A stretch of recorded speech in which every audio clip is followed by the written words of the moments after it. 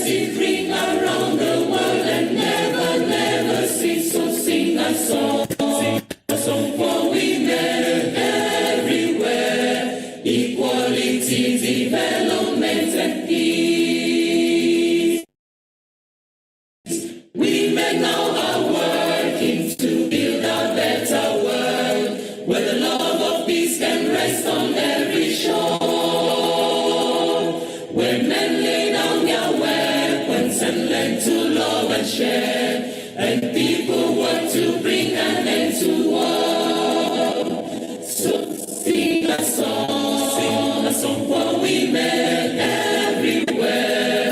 Let it ring around the world and never, never cease. So sing a song for women everywhere. Equality, development, and peace. So sing a song for women everywhere. Let it ring around the world and never, never cease. So sing a song for women everywhere.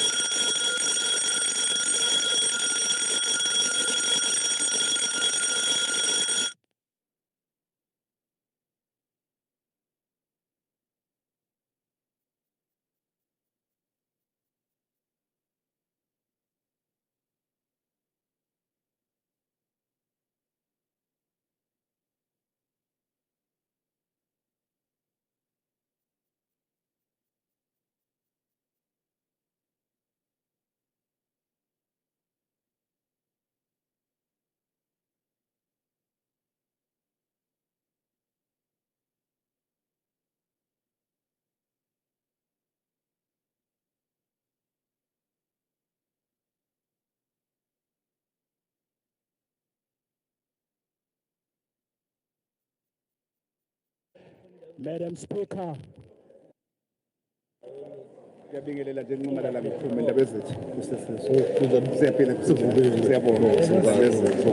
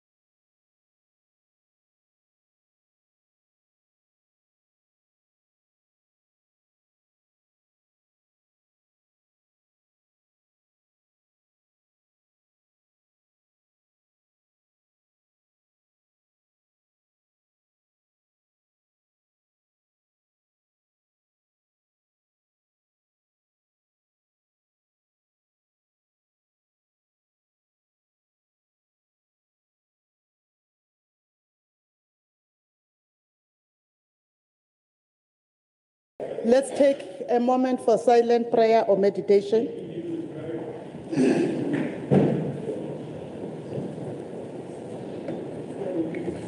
Amen.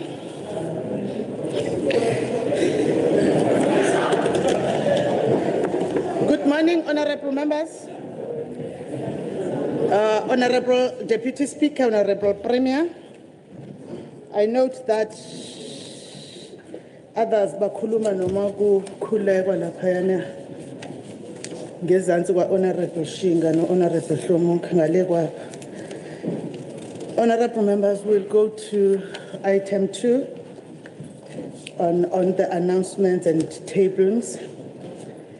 Before we proceed with the business of the House, let us pause to recognize and pay tribute to those distinguished individuals who have departed from our midst. Though their earthly journeys have come to an end, the impact of their lives, their service, and their contributions to our society continue to resonate within our communities and across our province. May we honor their memories with dignity and gratitude, acknowledging the roles they played and the difference they made. To the families, friends, and colleagues they leave behind, we extend our deepest condolences and wish them strength and comfort in the knowledge that their loved ones' legacies will not be forgotten. Honorable members, let's remember the following individuals: Mr. Mosiwa Gerard Patrick Terra Likota, an anti-apartheid revolutionary for the African National Congress, as a member of the South African Student Organization and organizer for the organization. He was prosecuted by the apartheid regime and imprisoned on Robben Island in 1974, where he spent 8 years alongside struggle leadership, including Dr. Nelson Mandela. Upon his release in 1982, he returned to his life of activism and became a leading figure in the United Democratic Front. The UDF was a non-racial mass movement of more than 400 grassroots organizations that was established in 1983 to oppose the National Party government's creation of the tricameral parliament, which purported to be racially inclusive. Mr. Likota's UDF involvement led to his conviction in 1988 for the 4-year Delmas treason trial for subversion and for treason, subversion, and murder, as the state tried to link non-violent resistance by the UDF to violent uprisings in the FAL. While he was sentenced to 12 years imprisonment, his conviction and those of other trialists were overturned in 1989.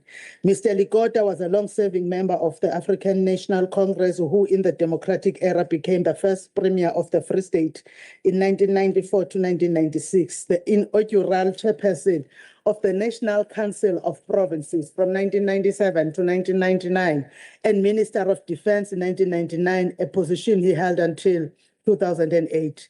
This was also the year in which he became the founding president of the Congress of the People, which he later went and led in parliament as an opposition to the government of that time.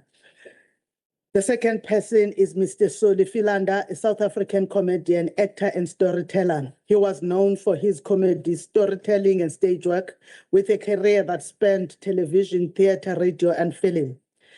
Mr. Ian van Mementry, the South African entertainer who was a judge on South Africa's Got Talent from 2009 to 2012 on ETV and hosted Strictly Come Dancing SA and SABC3, committed suicide after he was said in February that he plans to end his life because of financial struggles that he called a terror and issues with aging.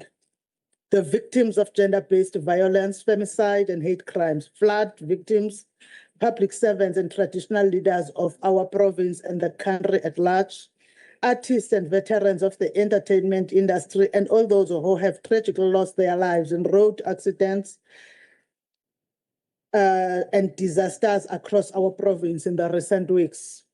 I now invite the House to observe a moment of silence in honor of all those who have passed on, including those who were not mentioned by name in the announcement.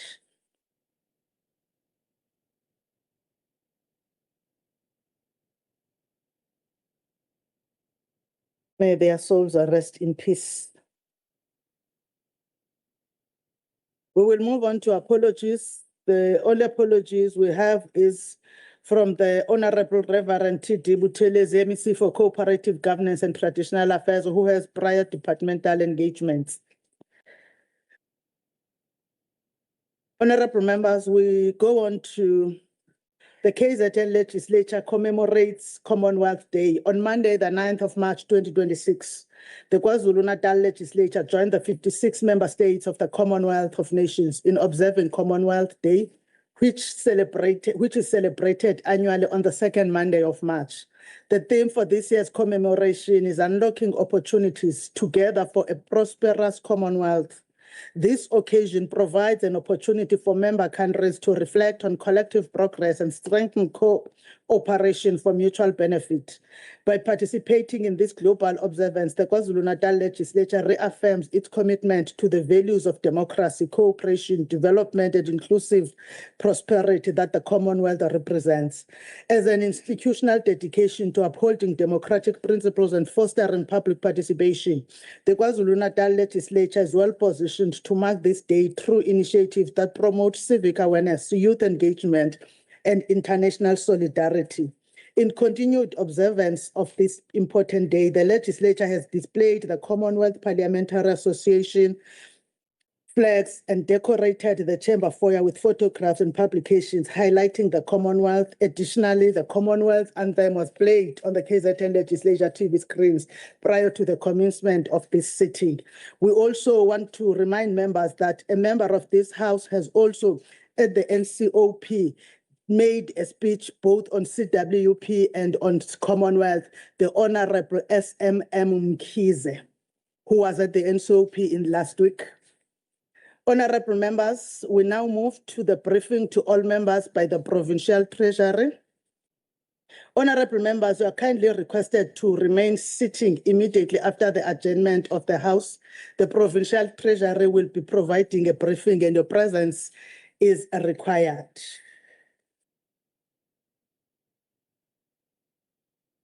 The fourth item, honorable members, announcement is chairperson's training on the dashboard. Honorable members, immediately after the adjournment of the Provincial Treasury briefing, all chairpersons are further requested to remain behind for training on the dashboard to be conducted by the Provincial Treasury. With that, honorable members, we'll now move to the fourth announcement, which is the announcement or reports by the Premier. I therefore call upon the Honorable Premier Nduli to make his announcements. Thank you, Honorable Madam Speaker, for the opportunity.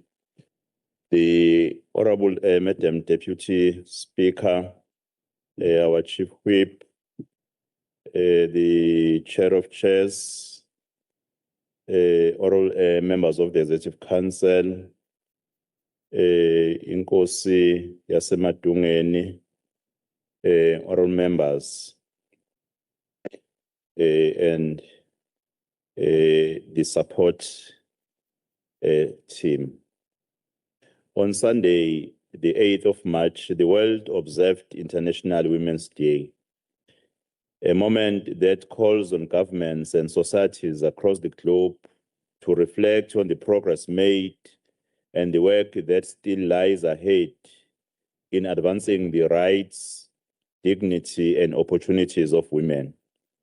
The day reminds us of the persistent gender gaps that continue to exist in legal protections, personal safety, economic participation, and leadership.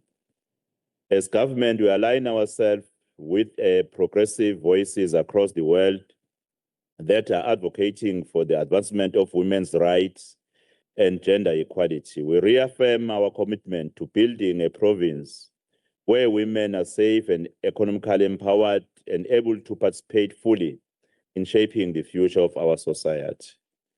Honorable Speaker, yesterday, as I pronounced during the SOPA and previous SOPAs, that as government, we intend to strengthen the functionality of local government. We visited Tugela District Municipality with the Minister of Culture, Minister Velenkosi Nhlabisa, the MEC for Culture in the province, Reverend Ebtelezi, and MEC for Etia, Reverend Zondi, with the intention to engage stakeholders, business sector, Amakhosi, and the municipality on the matters of service delivery. Madam Speaker, in March 2021, the longest-serving Zulu monarch, His Majesty Silo Zwelithini Kabheka Zulu, departed to the land of his Nyandezu. Working closely with his longest-serving Prime Minister Umntwana wakaPhindangene, Amakhosi, and successive democratic governments, Isilo Zwelithini laid a firm foundation for the modernization and institutional strengthening of the Zulu monarchy. This coming Thursday marks 5 years since the passing of Isilo Esdala. It is therefore a moment for reflection on his enduring legacy and the role he played in promoting unity, cultural pride, and development within our province. Last week, during my bilateral engagement with the sitting monarch, His Majesty Isilo Misuzulu KwaZulu-Natal, I was encouraged to hear how the current monarch intends to build upon the foundation laid by Isilo Esdala. Madam Speaker, this year, as the 7th administration, in line with our 8 focus areas and following, we will host the KwaZulu-Natal Energy Indaba on the 12th and 13th of March 2026 in Richards Bay. The 2-day gathering, facilitated by Richards Bay Industrial Development Zone, will convene key stakeholders from government, industry, and the investment community to advance practical solutions for energy security, infrastructure development, and catalytic investment in the province. Anchored within the government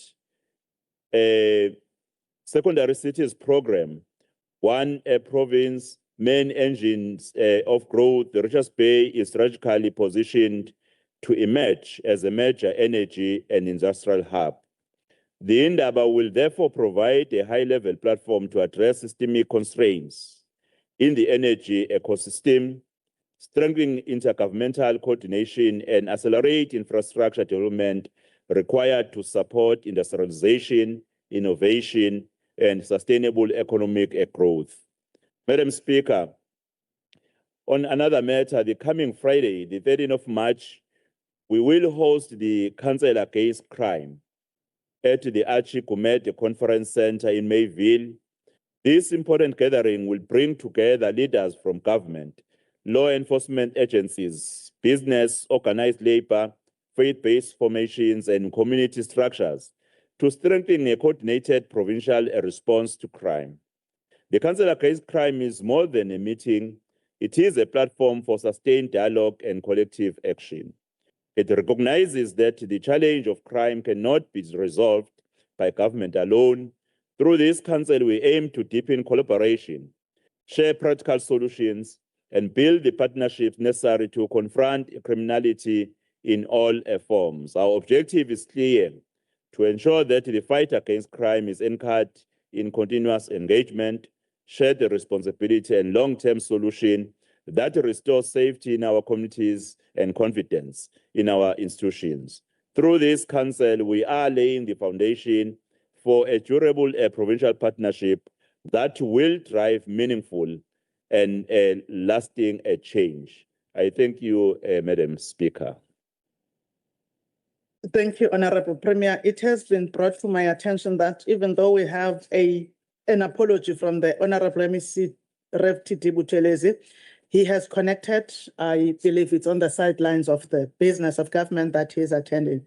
But also want to let the House know that Honorable F.A. Masiko, the chairperson of the Quality of Life, is also connected from the US, where she's currently attending the UN Commission on Status of Women, as per the standing invitation from the national government.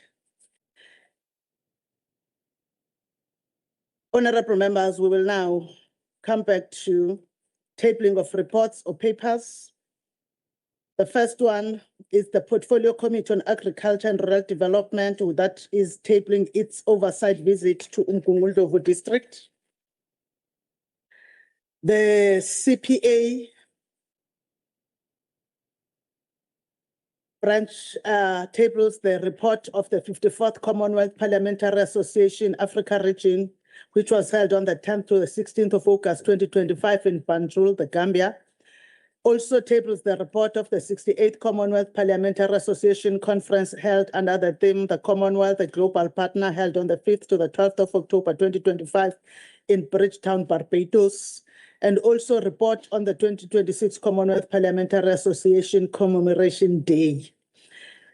We will then move on to the Department of Cooperative Governance and Traditional Affairs that tables the Big Five Hlabisa Local Municipality Draft Annual Report 2024-25, the Progress Report on the implementation of Section 47, 2023-2024 remedial actions, and Oversight Report on the King Ekwayo District Municipality 2024-25 Annual Report. If there are any tablings that we may not have mentioned, we will allow when it is brought to our own attention. Or now we will move to item 6, which is formal motions or notices by the Chief Whip, and I therefore call upon the Honorable Chief Whip. Speaker, Honorable Premier, Leader of Government Business, MECs, Leader of Official Opposition, colleagues in the legislature, the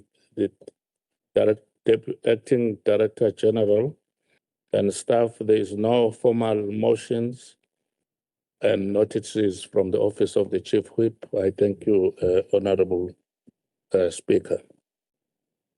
Thank you, Honorable Gwala. We now will be moving to the orders of the day, but before we do that, we want to acknowledge the guests of the MEC for Finance that are joining us. Following the decommissioning of the public gallery by the Department of Public Works, the guests of the MEC are in the committee rooms, and that's where they will be, but they are having screens, but they are part of this sitting. And it is important that before even the MEC comes and acknowledges them, we also acknowledge them. The HODs and CEOs of all government entities, high school learners from Maritzburg College, Tsikayetu Secondary School, Hitha Secondary School, Peter Maritzburg Girls High, and Kwapata Secondary School. There are also representatives from ABSA, Standard Bank, MTN. Of course, there is also the budget, the Treasury budget team that is led by the HOD of the department. We acknowledge all the guests, even those that may not be brought to our attention, that are in the two committee rooms up in this house. Honorable members,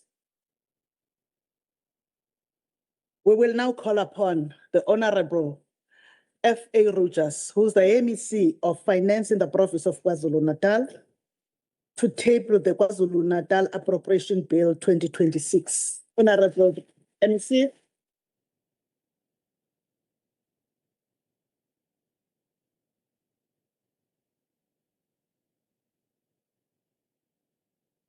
Honorable Speaker, Ms. Nontembe Gobois, and the Honorable Deputy Speaker, Ms. Mabato Tembe, Honorable Premier, Mr. Tamsan Ntuli, Mbemba, members of the KwaZulu-Natal Provincial Executive Council, honorable members of the Provincial Legislature, members of the Diplomatic Corps, Chairperson of the KwaZulu-Natal Provincial House of Traditional Leaders and Khoisan leaders, Nkosi Shinga, all traditional leaders, Acting Director General, Mr. Spu Ngubane, the Head of Department, Ms. Carol Kutsia, and the entire budget team that is with us today, all heads of departments, senior management, CEOs of public entities, most importantly, the people of KwaZulu-Natal, members of the media, business leaders, distinguished guests, and my special guests from the schools mentioned by the Honourable Speaker. Madam Speaker, today I table the 26-27 budget with a deep sense of responsibility, but also with renewed confidence. Confidence in the resilience of our province, confidence in the direction of our public finances, and confidence that KwaZulu-Natal is steadily moving from recovery to renewal. This is not, Madam Speaker, just another budget. It's a budget that reflects stability after uncertainty, discipline after strain, and hope after hardship. It is a budget that confirms that our province is indeed turning the corner. I base this opening gambit on empirical evidence. Recovery is not an event, it's a discipline. And this is borne out by the successful implementation of the Provincial Financial Recovery Plan. The Provincial Financial Recovery Plan is not an austerity exercise divorced from economic reality. It is a deliberate, evidence-based strategy to stabilize the provincial fiscus. It is a practical plan to restore credibility, discipline, predictability, and a foundation for sustainable service delivery and economic growth. Crucially, Madam Speaker, the recovery plan is not about cutting for the sake of cutting. It's about aligning what we plan, what we fund, and what we deliver. At its heart, the recovery plan focuses on 4 non-negotiable outcomes.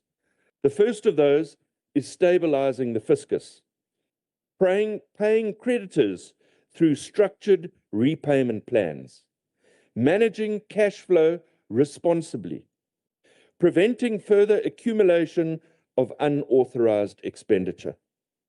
Secondly, restoring fiscal discipline and governance. We need to strengthen our oversight, consequence management, and transparency. We need to address waste, inefficiency, and corruption decisively. Protecting frontline service department delivery is the third aspect, ensuring that limited resources are directed to high impact and essential services.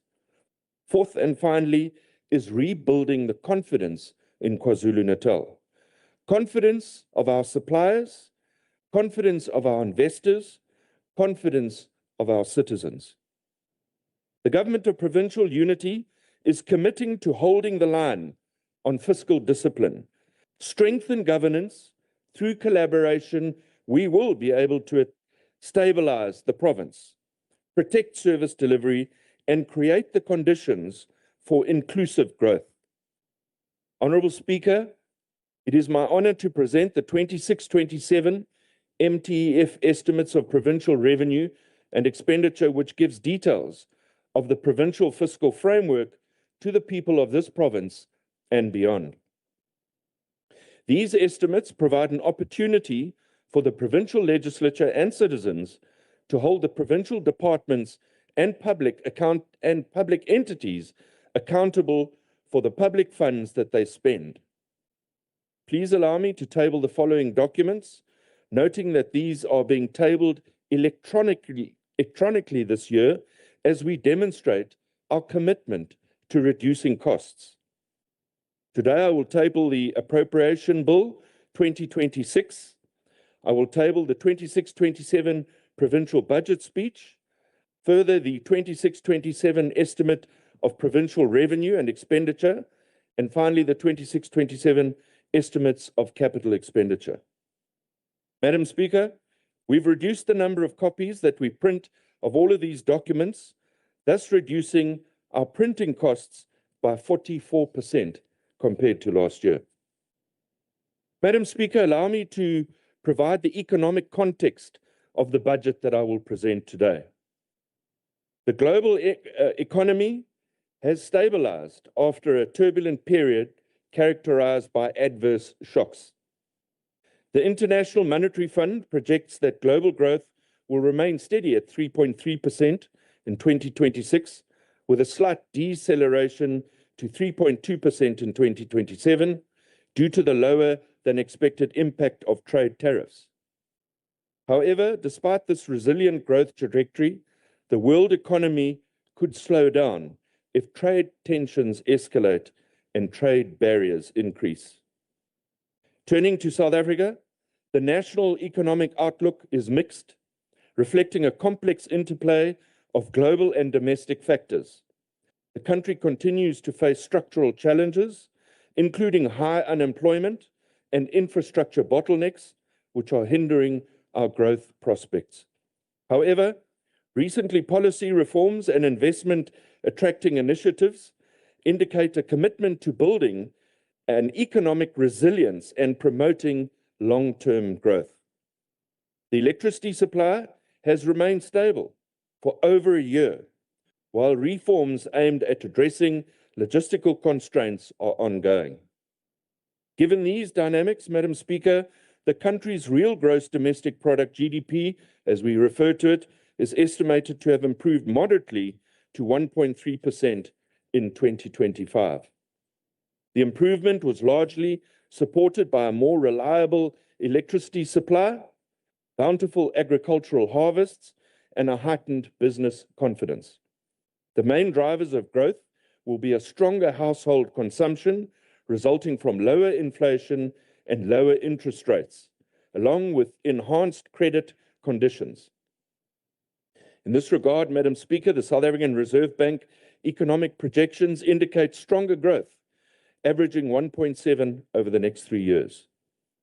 Regarding KwaZulu-Natal's its economic prospects are shaped by emerging opportunities and ongoing challenges reflecting global and national trends. The province is expected to benefit from significant private sector investment and increased government infrastructure spending, both of these aimed at stimulating economic growth and creating jobs.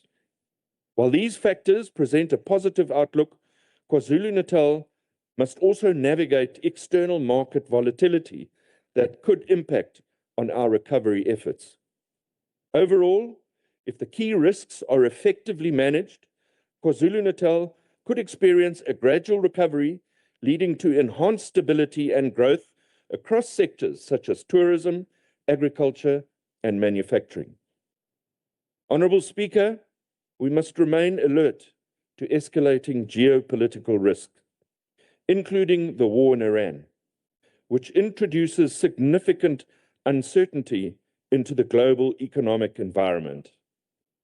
Any further intensification of this conflict carries the risk of higher global oil prices, disrupted supply chain, increased inflationary pressures, and renewed volatility in the financial markets.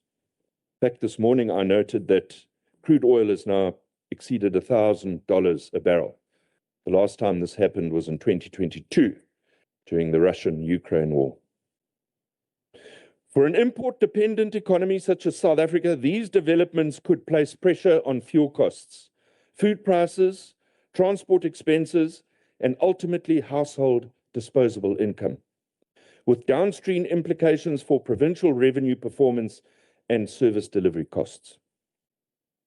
While these risks are external and beyond our control, this budget is deliberately framed to absorb shocks through prudent fiscal management, disciplined expenditure, control, the maintenance of adequate contingency buffers, ensuring that KwaZulu-Natal remains resilient in an increasingly uncertain global landscape. As a result, Madam Speaker, the provincial economy recorded a modest recovery with a real regional GDP growth of 1.4% in 2025 amid lower impact global developments, particularly regarding the unilateral tariffs and geopolitical uncertainty, an extended period of stability in our energy supply, and the easing of logistical bottlenecks owing to ongoing economic reforms, as well as a positive impact of earlier monetary policy easing. Provincial growth is expected to accelerate further to 1.5% in 2026, 1.6% in 2027. Despite these favorable growth prospects over the medium term, the scourge of unemployment remains a significant challenge for our province and its people. Another emerging crisis facing the province is that of the foot-and-mouth disease, the pandemic currently impacting on a critical sector of the province in terms of job creation and economic growth in the agricultural sector. The FMD crisis is causing severe economic loss to the province, with this province identified as the epicenter of the national disaster. The FMD outbreak is threatening livelihoods, having caused losses in revenue for the agricultural sector, while there have also been export and trade disruptions, higher operational costs for the farmers, rising food prices, to name but a few. However, Madam Speaker, the government and the provincial government is in the process of rolling out a massive vaccination campaign aimed at creating a buffer zone and stopping the further spread of the disease. The provincial budget is being tabled against this backdrop, Madam Speaker. Madam Speaker, before I touch on the budget, allow me just to inform the House that I had asked for comments on the Treasury social media webpage. It's always very interesting to hear what the response is, particularly from our younger people in the province. And interestingly, most of the comments are around building an economy, service delivery, and job creation. But I want to highlight a few of those. Mr. Sibisi from Mngungundlovu, his tip was that all government departments must submit plans to pay for municipal debt. Thank you very much, Mr. Sibisi, for raising the critical issue of municipal debt. You are correct that when departments fail to pay for services, municipalities are indeed weakened and communities suffer. Provincial Treasury shares this concern. We are strengthening oversight to ensure departments budget properly for municipal services and submit credible payment plans to deal with outstanding obligations. This all forms part of the fiscal and financial recovery plan that the Premier launched in November last year. Mr. Lungile Mbongwa from eThekwini requested that we establish a KZN blockbuster film and tourism fund to drive economic growth and youth employment. Well, Mr. Mbongwa, the good news is that the Presidential Task Team and eThekwini are currently in discussions around the building of a Durban film studio, and it's estimated this could contribute over 7 billion rand to the province. So it's indeed the type of project that the government of provincial unity will support.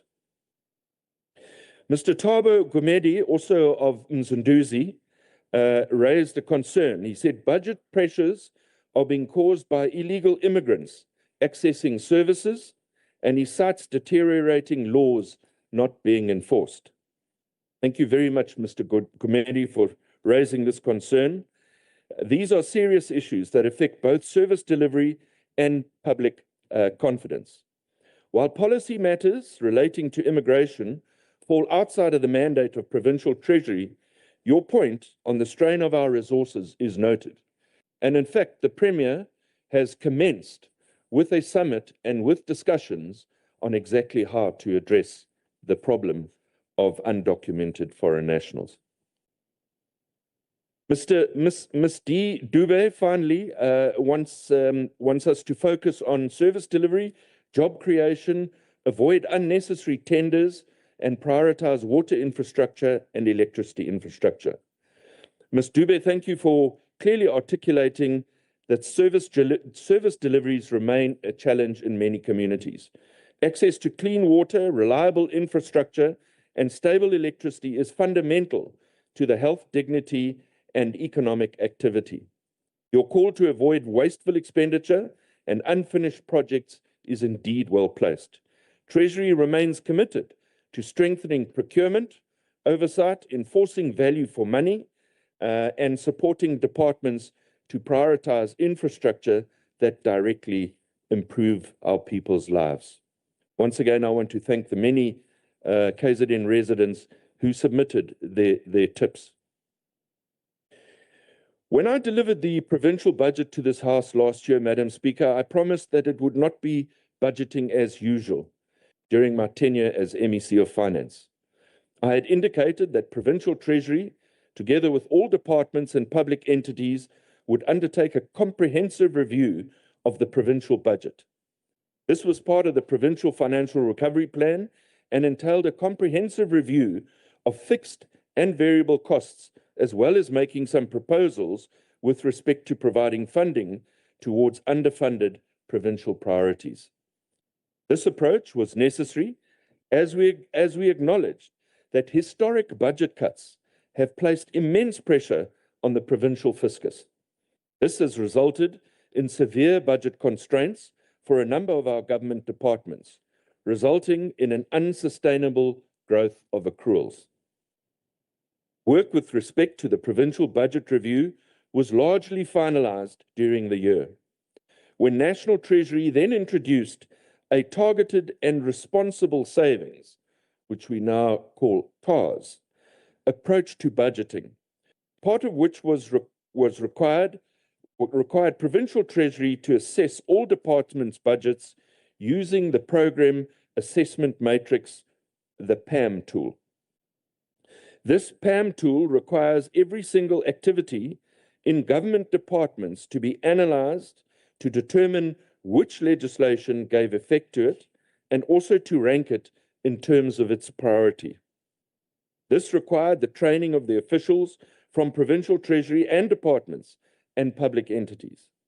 It also required significant collaboration between the finance staff and the planners in the departments and entities. We saw some overlaps in the budget review undertaken by the province and the TARS budget review required by National Treasury and thought it wise to complete both processes and to use the recommendation from both processes when making proposals on the provincial budget. Certainly not budget as usual. The populated PAM tool was submitted to National Treasury a few weeks ago, and at the end of January, and National Treasury, together with the budget team of the Provincial Treasury, are now busy studying the outcomes of this tool, and recommendations will be made to the Provincial Executive Council. Madam Speaker, preparing the 26-27 budget for KZN has been a tough task, as is always the case when the demand for funding exceeds that is available. I'm pleased to say that the budget is largely a good news budget, in that we see some additions being made by National Treasury to our provincial equitable share toward budget pressures, particularly in education and health, while our conditional grant budget also sees significant increases over the MTEF. There are, however, some budget cuts, but we were able to manage these in such a manner that there's no impact on any department or any public entity in the first year of the 26-27 MTEF. This gives us some time to give effect to the budget review I mentioned earlier and to use this tool to protect our frontline services as far as possible from the outer years of the MTEF. The bulk of our funding is allocated to the province by National Treasury. In this regard, Madam Speaker, 81.8% of our funding is received in the form of a provincial equitable share allocation. 16.2% is received as a conditional grant allocation from National Treasury, while the balance of 2.7% is sourced from provincial cash resources and from provincial owned revenue sources, such as motor vehicle licenses, health patient fees, interest on our provincial bank account, gambling taxes, amongst others. I'm pleased to announce, Madam Speaker, that National Treasury has provided significant additional funding to our provincial equitable share towards the budget pressures that the Department of Education and the Department of Health have been facing. And this is largely a result, as I said earlier, of budget cuts, historical budget cuts. Education also receives funding for various staffing costs, which will be elaborated on further in my speech. There is also a minor correction being made to the provincial equitable share allocation under the Department of Human Settlements, as well as towards voluntary early exits from public service. The total impact, Madam Speaker, of these additions amount to an additional 6.7 billion rand over the MTEF. The budget cuts over the MTEF reflect a cut of 195 million in 26-27, growing to about 1 billion per year in the outer years. As I indicated earlier, we have tried to lessen the impact of these budget cuts on the departments, and this was done by reducing the contingency reserve in each of the MTEF years. This means that departments will have no budget cuts against their provincial equitable share in 2026-27, but will experience budget cuts in the outer years as reduced levels because we are tapping into the contingency reserve to minimize the impact as far as possible. The budget cuts over the outer years are implemented proportionally against all departments. Further positive news, Madam Speaker, is that we receive a substantial increase in our conditional grant allocation. The conditional grant budget increases by 1.7 billion rand in 26-27, 617 million rand in 27-28, and by 1.6 billion rand in 2028-29. This equates to an increase of 3.9 billion rand in conditional grants over the MTEF. Our provincial own revenue budget was revised downwards slightly by 111.9 million in 2026-27, by 12.3 in 27-28, and then increasing by 9 million in the outer year due to revisions made to some of our revenue sources. In 26-27 and 27-28, this represents a minimal decrease of 0.3% per year. These decreases are mainly as a result of a decrease in the budget from the collection of rental by agriculture and rural development, as some state houses were found to belong to the Ngonyama Trust Board, as well as education as a result of lower revenue expected from Commission on Payroll deductions.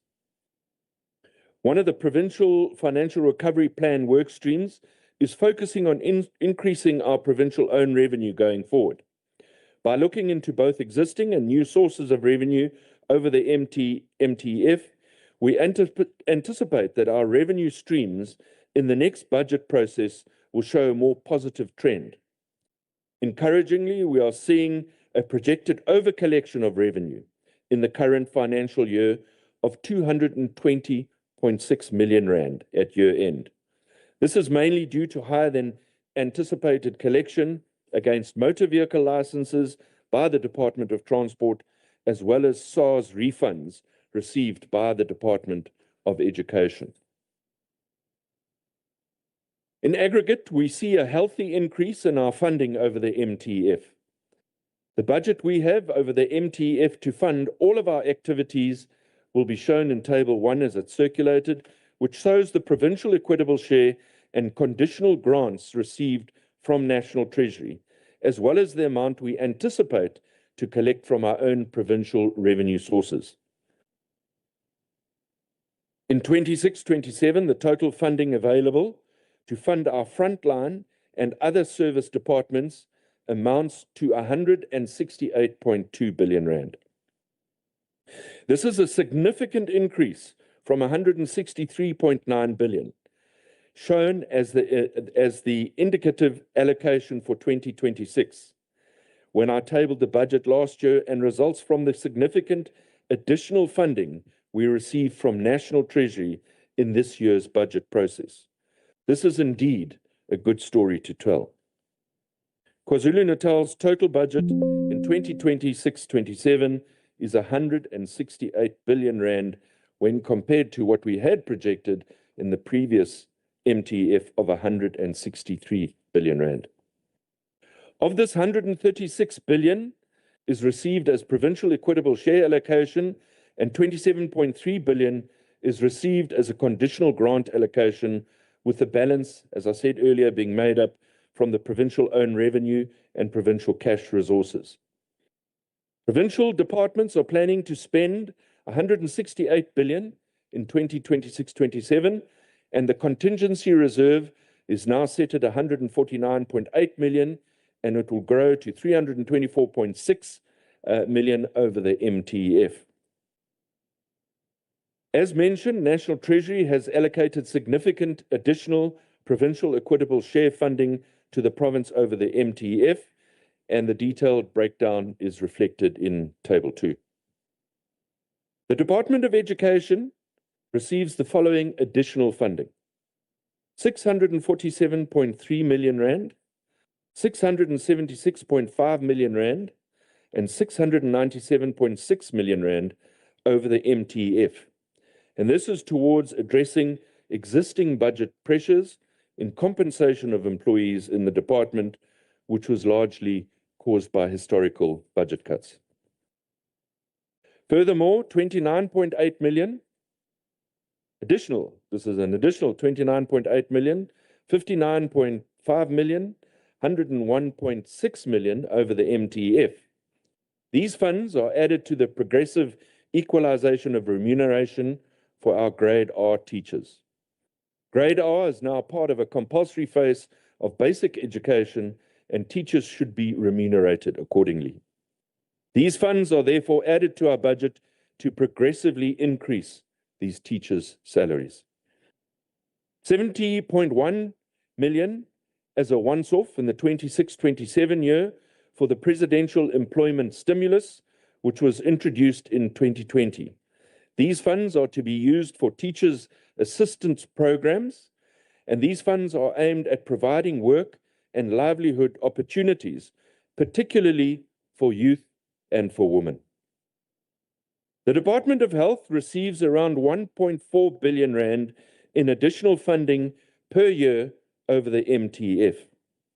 These funds are meant to address some of the existing budget pressures in the department relating to salaries and accruals. The Department of Human Settlements receives a minor increase of 1 million rand, and this provides the carry-through allocation for the corrections made in 25-26 in the adjustment estimate with regard to the department's compensation of employees' budget. This was erroneously overstated against the conditional grant allocation and is thus added to the department's provincial equitable share allocation.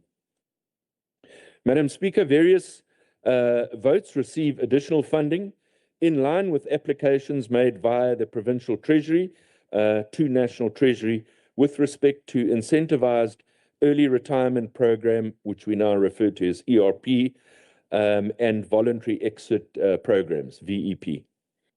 These are for employees in the public service. In total, 99.8 million rand is allocated to the province in this regard. This process was initiated by National Treasury and the Department of Public Service and Administration. And this was done in order to save costs on compensation of employees or staffing costs. There are two aspects to this, and that is that there are exits by employees from the age of 55 to 59 years who are employed in terms of the Public Service Act on permanent employment and who were eligible to apply for the ERP. Employees aged 60 to 63 do not qualify for ERP, but were invited to apply for a voluntary exit, as we said, the VEP. National Treasury indicated to provinces that the costs associated with these exits required additional funding, and this would be allocated to the respective provinces by National Treasury.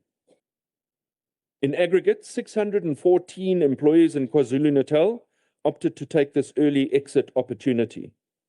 While many of these posts will be filled again, they will be filled at entry-level salaries, and savings will thus be realized.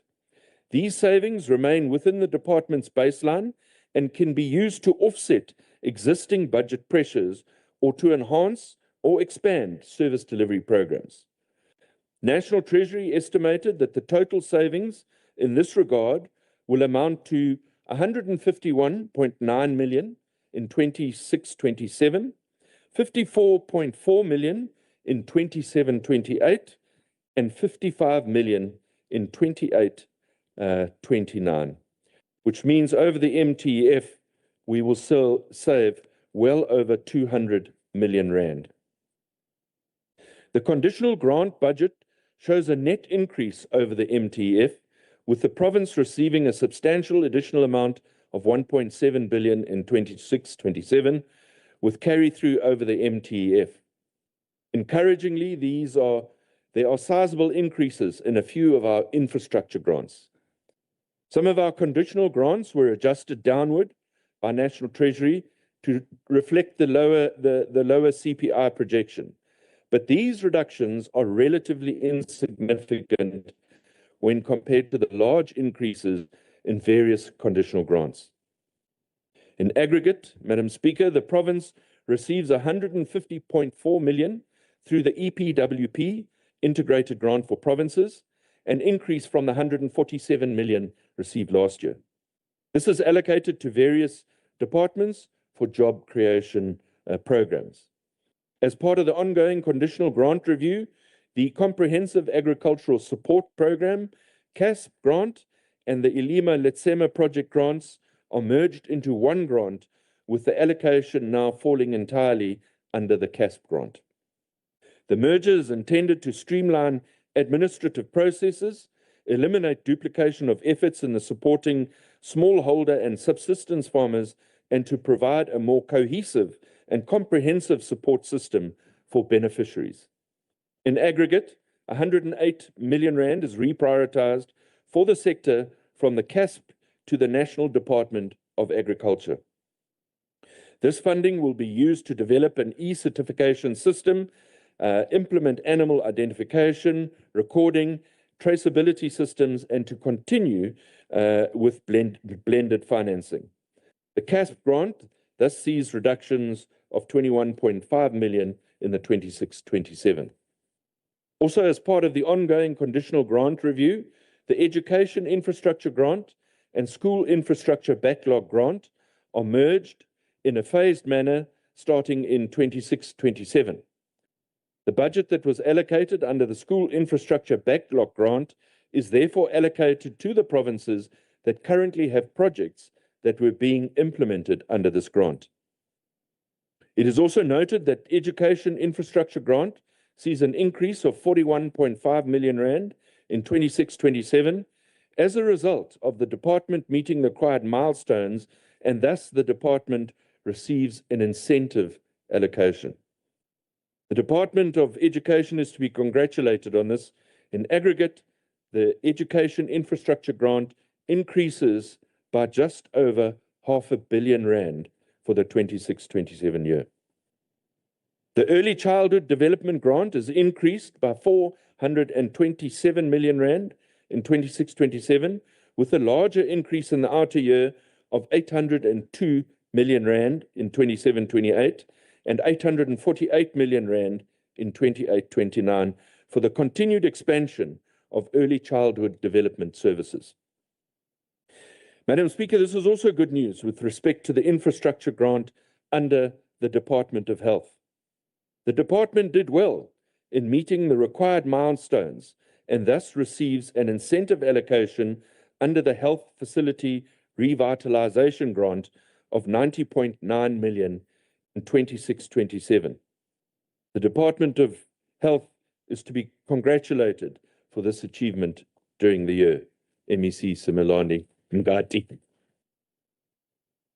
3 billion is reprioritized from the Human Settlements Development Grant across the sector to the Informal Settlements Upgrading Partnership Grant to provinces.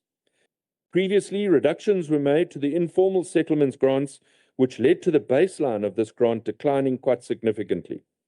The intention was to reprioritize funds back to this grant to ensure that the grant has sufficient funds to deliver on its activities. The Informal Settlements Upgrade Partnership Grant to provinces is thus increased by 182.6 million rand in 26-27. Additional funds of 641.3 million are added to the Provincial Road Maintenance Grant in 26-27, relating to disasters that had occurred between April 24 and June 25. This funding is for the reconstruction and rehabilitation of provincial infrastructure damaged by rainfall, flooding, and strong winds. Madam Speaker, Table 3 indicates the budget per vote after taking into account all the amendments made during this process. The table shows that the amounts allocated to each vote for spending in 26-27 and each vote's share of the total provincial budget. In aggregate, 80.5% of the provincial budget is added to 3 social service departments, namely education, health, and social development. Each MEC will elaborate on what and how these funds will be delivered and spent when they present their prospective vote budgets in this House.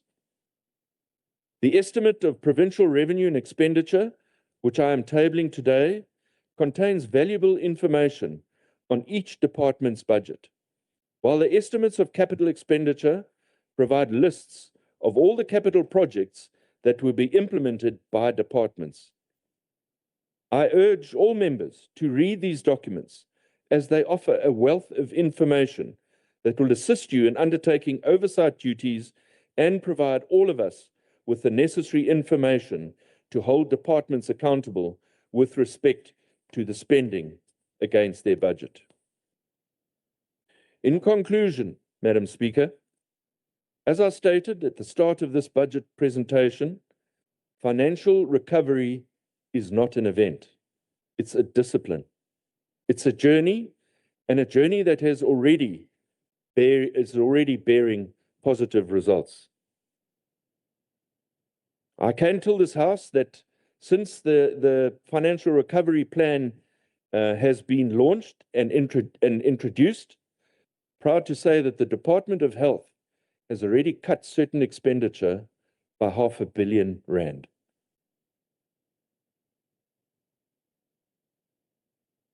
If we stay the course, we'll achieve our objective on our savings annually, which we'll be able to plow back into those frontline departments. But, Madam Speaker, we must stay the course, act with integrity, and work together. Ultimately, KwaZulu will emerge stronger, more credible, and more investable than ever before. I'd like to thank the Honourable Premier Ntuli, and the Honourable members of the Provincial Executive Council, and in particular, members of the Ministers' Committee on the Budget, the Minister Enoch Godongwana, for their support in putting together KZN's budget for the 25-26 financial year. Allow me also, Madam Speaker, to thank the Treasury officials under the leadership of HOD Ms. Carol Kotsia for ensuring that the budget documentation is of its usual high quality and the commitment shown by Team Treasury. You are indeed an asset to the province of KwaZulu-Natal.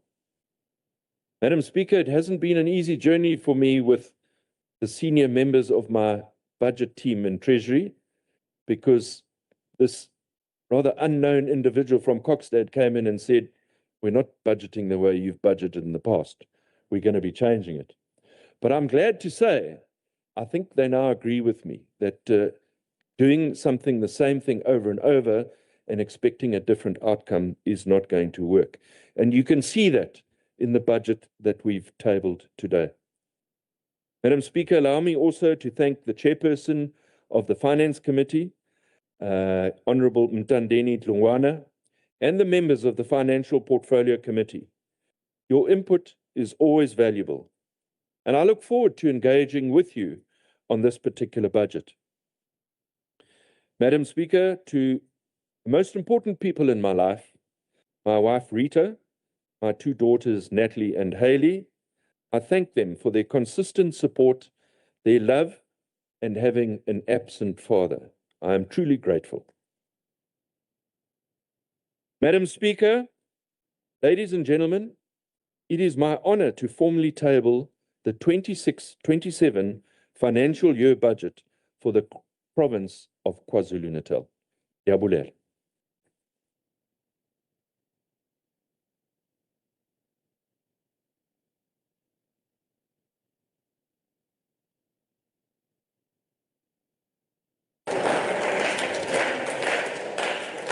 Thank Thank you, honorable members.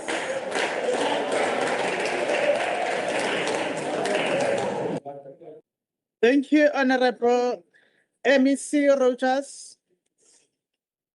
Now that the budget has been tabled to the House, it will be referred to committees of this House for further processing, such in particularly the Committee on Finance and the Committee on the Standing Committee on Oversight. We referring the budget to them for further processing. Honorable members, you are now required to also bring back your attention to the second item on the orders of the day, which is the tabling of the KwaZulu-Natal Second Adjustments Appropriation Bill 2026 by MEC Finance. Honorable Rogers. Sir. Yabulela Somlom. Allow me to stand on the protocol from the previous address to save us some time. Madam Speaker, it is my pleasure to table the 25-26 second adjustments estimate in the province of KwaZulu-Natal. I tabled this bill in 3 languages, in English, isiZulu, and Afrikaans.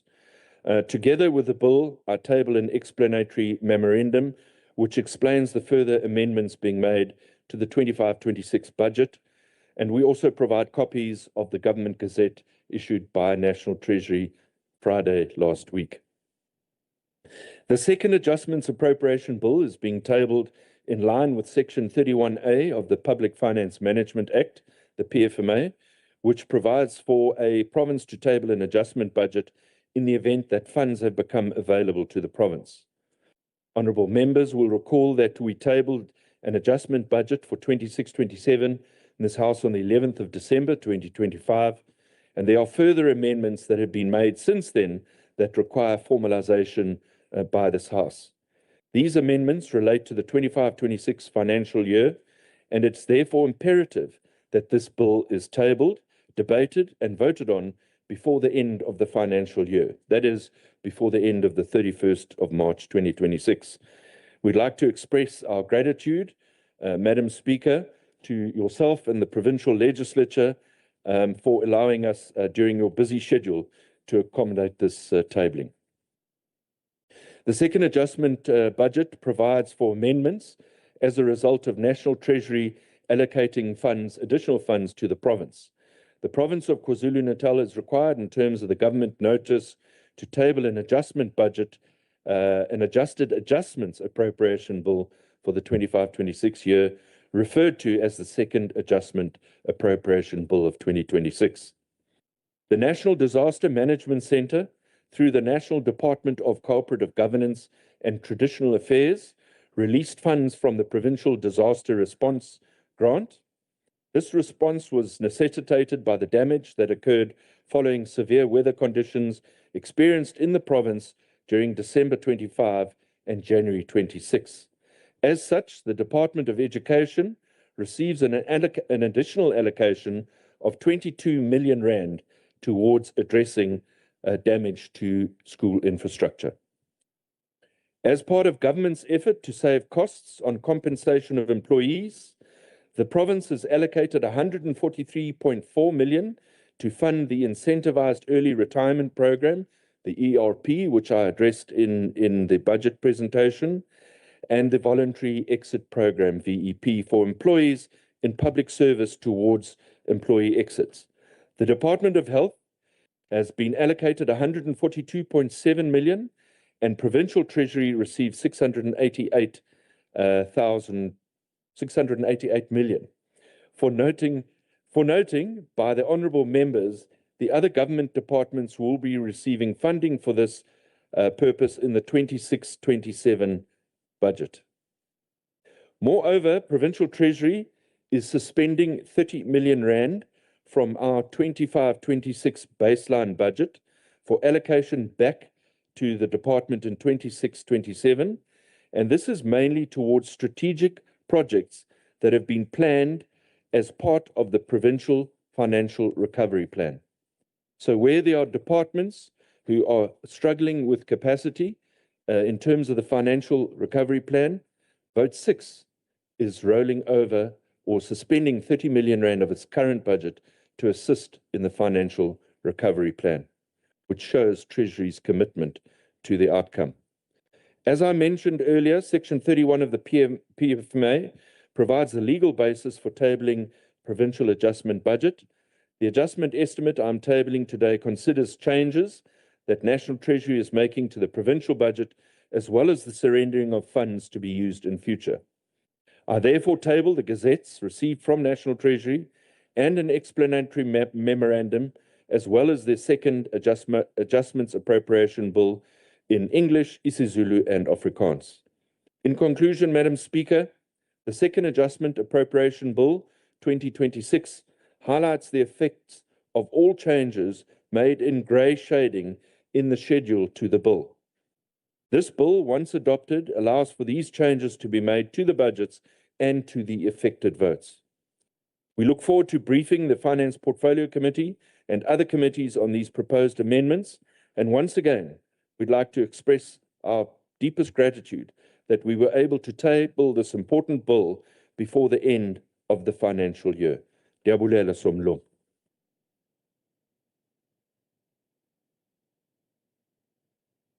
Thank you, Honorable MEC Finance. And we are also referring the second adjustments to the committees, particularly the Portfolio Committee on Finance and the Standing Committee on Oversight, for processing before the sitting of the 26th of March. Honorable members of this House, Deputy Speaker, Honorable Premier, we have come to the end of our business for today. We want to thank the MEC Finance and the Treasury team for all the work they have done to stabilize this province. But importantly, we also thank the people of KwaZulu-Natal who contributed, including those who wrote in the platforms created by Provincial Treasury and those who are here with us. We appreciate your presence and your contribution to taking KwaZulu-Natal forward. With that said, honorable members, we've come to the end of today's business. The House is adjourned until the 19th of March.